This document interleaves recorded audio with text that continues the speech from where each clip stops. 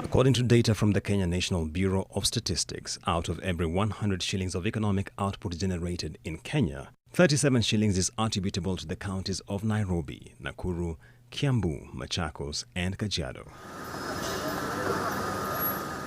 Inevitably, the directive on cessation of movement affecting the 5 counties has rattled the business environment. Stakeholders in the tourism and hospitality industry feel particularly vulnerable to yet another shock just as the industry was beginning to recover. The statement has caused actually more confusion than anything else. And for tourism, it's unfortunate, We have hundreds and hundreds of Kenyans who are stuck in many places around the country, from Diani to Lamu to Watamu, with children. And they're saying, what happens to me? I mean, I can't go back to Nairobi before midnight. Tourism Cabinet Secretary Najib Balala has confirmed that Mama Ngina waterfront in Mombasa will be closed at midnight. The Bars, Hotels and Liquor Traders Association says that whereas its stakeholders in the affected counties will comply with the directive, its leadership will be engaging the government starting Monday in an effort to ease the restriction.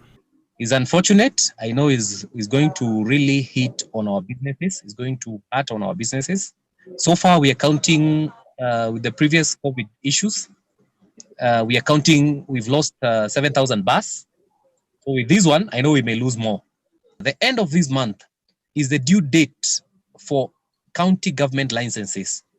I think with what has happened, it's time for them to come on the table. We talk on the percentage of licenses that we're going to pay. Our owners have already been affected so much by those pitches, and without any justification, they have been ordered time and again to close their businesses.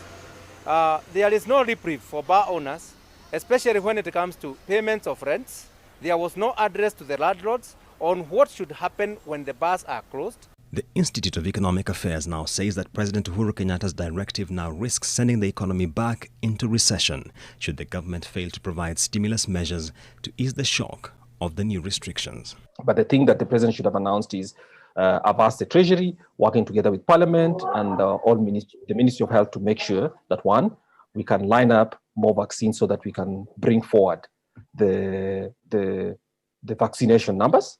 But in the meantime, whatever cuts that needed to be made would actually have been more modest than what I think has happened. Stakeholders are now worried that with the minimum tax having taken effect on January 1st, majority of businesses unable to cope will have to shut down operations to stave off higher tax liabilities in the months ahead, and others may have to go back to retrenchment and salary deduction to stay afloat. Julians Amboko, NTV.